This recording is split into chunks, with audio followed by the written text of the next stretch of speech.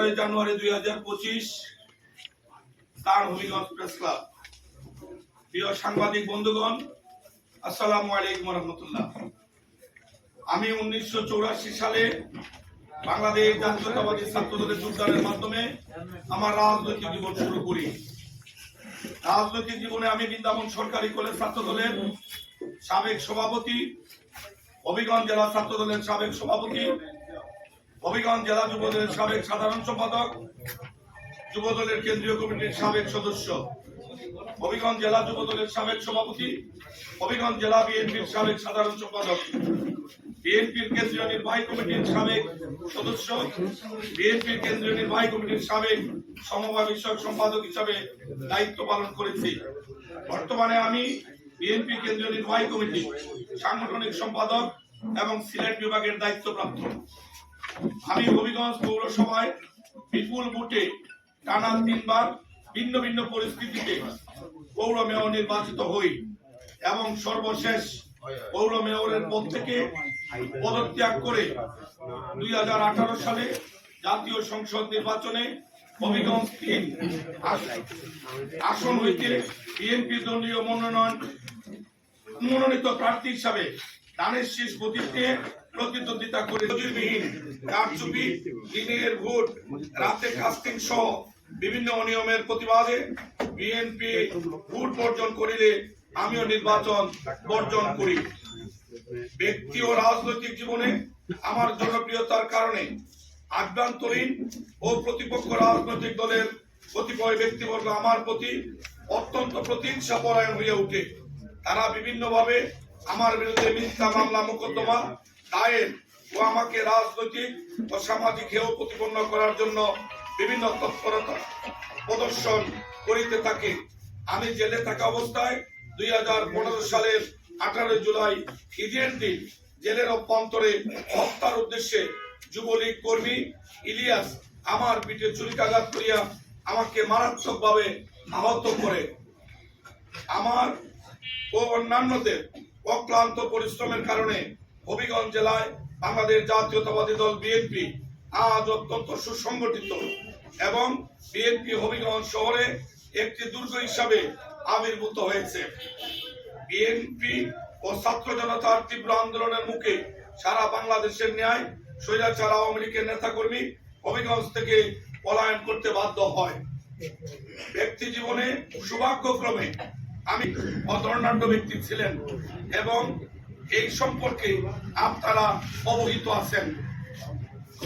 আমার শ্বশুর হবিগঞ্জ জেলার স্বনামধন্য আইনজীবী, জেলা আমার 2 পুত্র যথাক্রমে মঞ্জুরুল কিবরিয়া প্রীতম ব্যাচেলর ডিগ্রি সম্পূর্ণ করে বর্তমানে কানাডায় এবং অন্যজন মোহাম্মদ মাজারুল কিবরিয়া পুলক যুক্তরাজ্যের সফটওয়্যার ইঞ্জিনিয়ার হিসাবে কর্মরত আছে।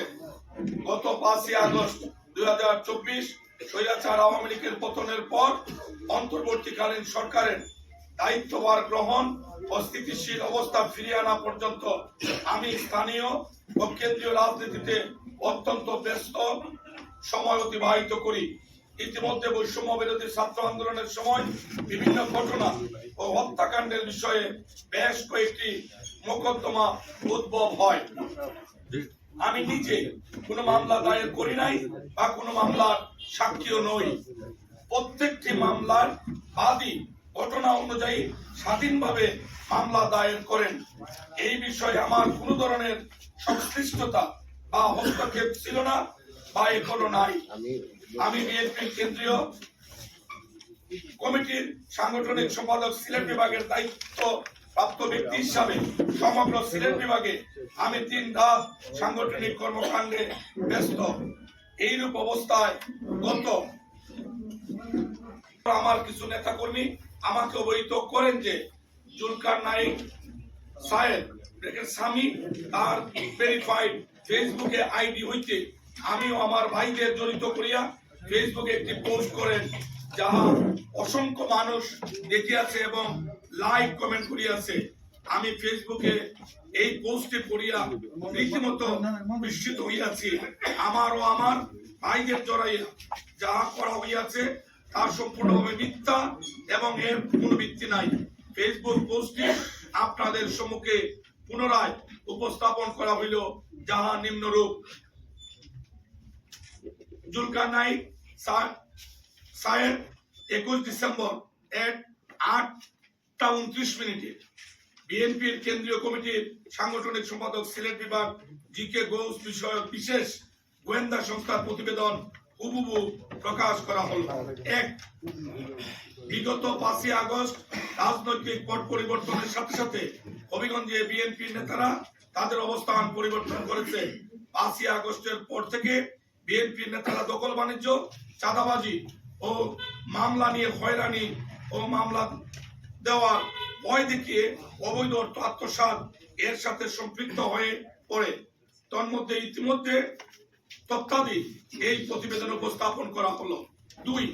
বিগত 4 ও 5 আগস্ট হবিগঞ্জে বৈষম্য বিরোধী ছাত্র আন্দোলনের সময় প্রকাশ্য ছাত্রদের উপর গুলি চালানো আওয়ামী লীগ নেতা সাবেক এমপি আবু জাহিদের ক্যাডার শাহনেওয়াজকে মামলা থেকে বাদ দিয়ে বিএনপি নেতা জি.কে. ঘোষ 7 লক্ষ টাকা নিয়েছেন। এ বিষয়ে স্থানীয় প্রত্যক্ষদর্শী রয়েছে। এছাড়াও বিষয়ভিত্তিক ব্যক্তির বিরুদ্ধে হবিগঞ্জ শহরের বিশিষ্ট ঔষধ ব্যবসায়ী আওয়ামী লীগ নেতা জন্টু মোদককে মামলার ভয় দেখিয়ে চাঁদা নেওয়ার অভিযোগ রয়েছে। 3. জি.কে. ঘোষ টাকার প্রতি এতটাই অন্ধ হয়ে গেছেন যে হবিগঞ্জের শহরস্থ কুপায়া ইউনিয়ন বিএনপির ভাইস প্রেসিডেন্ট জয়নাল মিয়া ও শহরস্থ শাস্তানগর এলাকার বাসিন্দা হবিগঞ্জ জিয়া সাইবার ফোর্সের সেক্রেটারি সাইফুল মিয়াকে মামলা দিয়ে হয়রানি করার অভিযোগ রয়েছে। এ বিষয়ে ভুক্তভোগী উক্ত বিষয়ে প্রতিকার চেয়ে তাদের দলের হাইকমান্ড বরাবর আবেদন করেছেন কফি সংযুক্ত। 4. জি.কে. ঘোষের মদতপুষ্ট বানিয়াচং উপজেলা বিএনপির সভাপতি মজিবুল ইসলাম মারুফ, উপজেলা বিএনপির সেক্রেটারি নকিব বলতে রকিব মাখন ও সাবেক উপজেলা বিএনপির সেক্রেটারি রশিদুল হাসান বকুল মামলা দেওয়ার ভয় দেখিয়ে স্থানীয় আওয়ামী লীগ নেতৃবৃন্দের নিকট থেকে কোটি টাকা আত্মসাতের অভিযোগ রয়েছে। 5. হবিগঞ্জের সাম্প্রদায়িক 2024 সালের মাঝামাঝি বন্যায় জি.কে. ঘোষ পানি উন্নয়ন বোর্ডের নির্বাহী প্রকৌশলী শামীম হাসনাইন মাহমুদকে পানি উন্নয়ন বোর্ডের তাদের মেরামত কাজে নিম্নমান ও জিও ব্যাগ কম দেওয়ার অজুহাতে মোবাইল ফোনে হুমকি দেন। এ কারণে জি.কে. ঘোষ এর আপন ভাই জি.কে. গাফফারকে কোন ধরনের টেন্ডার ছাড়াই হবিগঞ্জ শহরস্থ জালালাবাদ অংশের পানি উন্নয়ন বোর্ডের বাঁধ নির্মাণের কাজ দেওয়া হয়। তাছাড়া সম্প্রতি আগস্ট 2024 পরবর্তী সময়ে হবিগঞ্জ সদর হাসপাতালে আইসিইউ ভবন নির্মাণের জন্য 20 কোটি টাকার কাজ জি.কে. ঘোষের পছন্দের কোম্পানিকে দেওয়া হয়। 6. হবিগঞ্জ শহরস্থ উপত্যকার এলাকায় বানিয়াচং টমটম স্ট্যান্ড ও নবীগঞ্জ সিএনজি স্ট্যান্ড জি.কে. ঘোষের ইশারায় ছাত্রদল নেতা ও বৈষম্য বিরোধী ছাত্র আন্দোলনের সমন্বয় এনামুল হাসান সাকিব দখল করে নেন। একইভাবে হবিগঞ্জ জেলা যুব দলের সদস্য সচিব শফিকুর রহমান সিদ্ধু হবিগঞ্জ পৌরসভার অন্তর্গত সিএনজি স্ট্যান্ডটি দখল করে পরবর্তীতে অর্থের বিনিময়ে অন্যজনের কাছে হস্তান্তর করেন বলে জানা যায়। 7. বিগত 12 সেপ্টেম্বর বৈষম্য বিরোধী ছাত্র আন্দোলনের কেন্দ্রীয় সমন্বয়ক হবিগঞ্জে সফর করলে হবিগঞ্জে জি.কে. ঘোষের অনুসারী ছাত্রদল নেতারা অনুষ্ঠান পণ্ড করে এবং চেয়ার ভাঙচুরের মতো ঘটনা ঘটে। 8.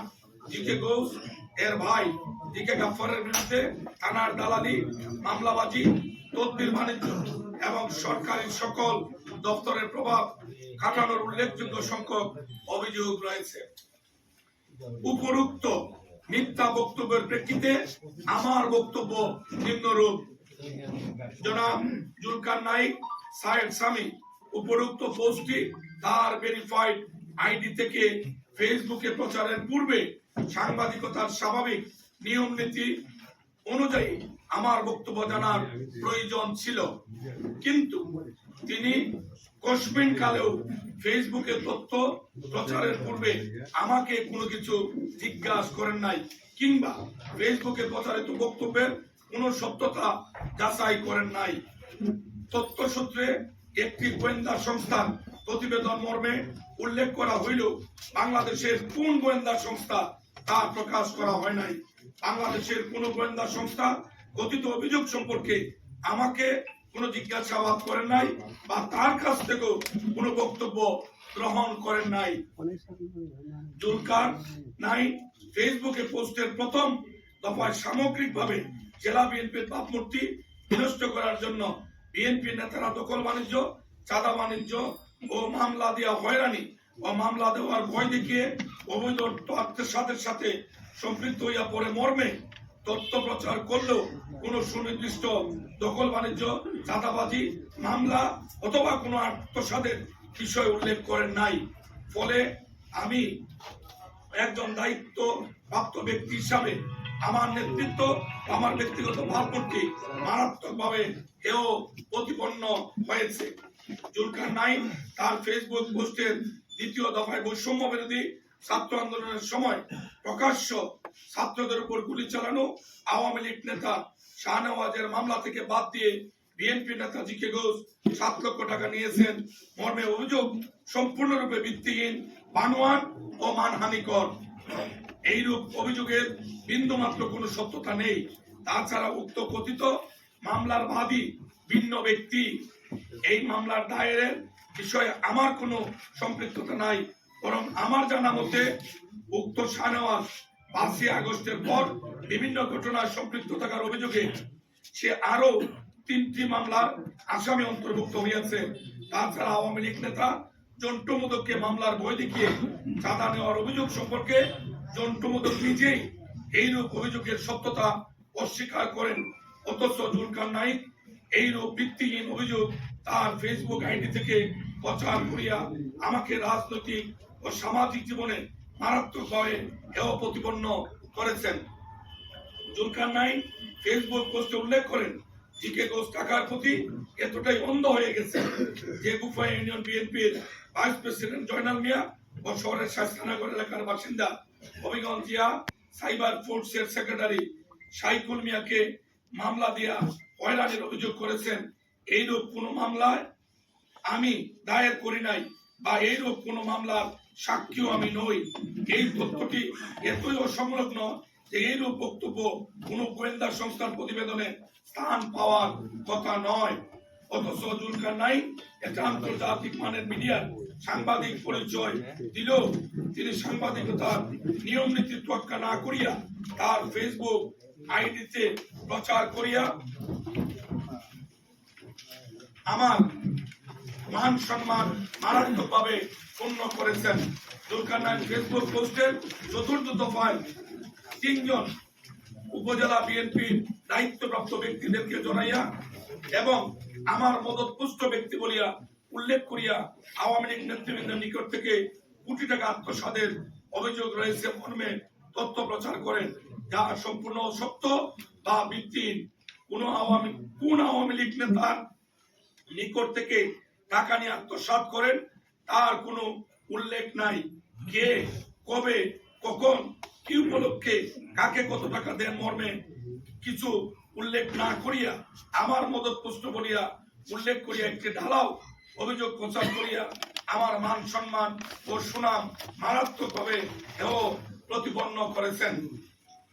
জুলকার নাইন ফেসবুক পোস্টের 5ম দফায় আমার ভাই জিকে গাফফারকে কোনো ধরনের টেন্ডার ছাড়াই হবিগঞ্জ পানিউন্নয়ন বোর্ডের বাঁধ নির্মাণের কাজ দেওয়া হয় এবং হবিগঞ্জ সদর হাসপাতালের আইসিইউ ভবন নির্মাণের জন্য 20 কোটি টাকার কাজ আমার পছন্দের কোম্পানিকে দেওয়া হয় মর্মের সম্পূর্ণ মিথ্যা তথ্য প্রচার করেন। বাঁধ মেরামতের জন্য এখন পর্যন্ত কোন টেন্ডারই আহ্বান করা হয়নি মর্মে পানিউন্নয়ন বোর্ডের উপসহকারী প্রকৌশলী জনাব সামিউল আলম জানান। হবিগঞ্জ গণপূর্ত বিভাগের উপসহকারী প্রকৌশলী জনাব AKM আরিফুল ইসলাম জুলকার নাইনের ফেসবুক পোস্টের প্রেক্ষিতে জানান যে আইসিইউ বেড স্থাপনের টেন্ডার ও কার্যাদেশ বিগত আওয়ামী লীগ সরকারের আমলে 2023 সালের নভেম্বর মাসে দেওয়া হয়। এই প্রকল্পের প্রাক্কলন ব্যয় 1,82,15,564 টাকা। অথচ জনাব জুলকার নাইন মিথ্যাচার করে তার ফেসবুক পোস্টে এই প্রকল্পের প্রাক্কলন ব্যয় 20 কোটি টাকা এবং বেড স্থাপনের স্থলে ভবন নির্মাণ উল্লেখ করেছেন। তাছাড়া উক্ত টেন্ডার ও কার্যাদেশ দেওয়ার সময় আমি একটি মিথ্যা মামলায় হবিগঞ্জে জেল হাজতে আটক ছিলাম, অথচ সম্পূর্ণ মিথ্যা ও ভিত্তিহীন একটি অভিযোগ জুলকারনাইন প্রচার করিয়া আমার ও আমার ভাইদের মান সম্মান মারাত্মকভাবে ক্ষতিগ্রস্ত করেছেন। জুলকারনাইন ফেসবুক পোস্টের 6ষ্ঠ দফায় বানিয়াচং টমটম স্ট্যান্ড ও নবীগঞ্জ সিএনজি স্ট্যান্ডে আমার ইশারায় ছাত্রদল নেতা ও বৈষম্য বিরোধী ছাত্র আন্দোলনের সমন্বয়ক এনামুল হক সাকিব দখল করে নেয় এবং একইভাবে হবিগঞ্জ জেলা যুবদলের সদস্য সচিব শফিকুর রহমান শীতু হবিগঞ্জ পৌরসভার অন্তর্গত সিএনজি স্ট্যান্ড দখল করে মর্মে অভিযোগ মোটেই কোনো তথ্য নির্ভর নয়। আমার ইশারায় সিএনজি স্ট্যান্ড দখল করা হয় মর্মে অভিযোগ অনুমান ভিত্তিক, অথচ একজন আন্তর্জাতিক মানের সাংবাদিক ফেসবুক পোস্টে এইরূপ ভিত্তিহীন তথ্য প্রচার করিয়া কাউকে হয়রানি করিতে পারেন না। জুলকারনাইন এর ফেসবুক পোস্টের 7ম ও 8ম দফায় কতিপয় তথাকথিত অভিযোগ তথা তথ্য প্রচার ও প্রকাশ করেন যা অমূলক ও ভিত্তিহীন। জুলকারনাইন বাংলাদেশে বসবাস করেন না, তিনি প্রবাসে অবস্থান করিয়া আমার বিরুদ্ধে যে মিথ্যা তথ্য প্রচার ও প্রকাশ করেন তা অন্যের দ্বারা প্রভাবিত হয়ে প্রচার করেন মর্মে সহজেই অনুমেয়। তিনি সম্পূর্ণ ব্ল্যাকমেইলিং করার উদ্দেশ্যে অথবা অন্যের দ্বারা আর্থিকভাবে উপকৃত হয়ে আমার সুনাম পূর্ণ করার জন্য এবং আমাকে বিরক্ত, অপমান, অপদস্থ ও হেয় প্রতিপন্ন করার অভিপ্রায়ে মিথ্যা তথ্য প্রচার ও প্রকাশ করিয়াছেন মর্মে আমি উপলব্ধি করিয়াছি। আমি হবিগঞ্জ 3 আসনের বিএনপি দলীয় মনোনয়ন প্রত্যাশী এবং আগামী জাতীয় সংসদ নির্বাচনে বিপুল ভোটে নির্বাচিত হইব প্রত্যাশা করছি।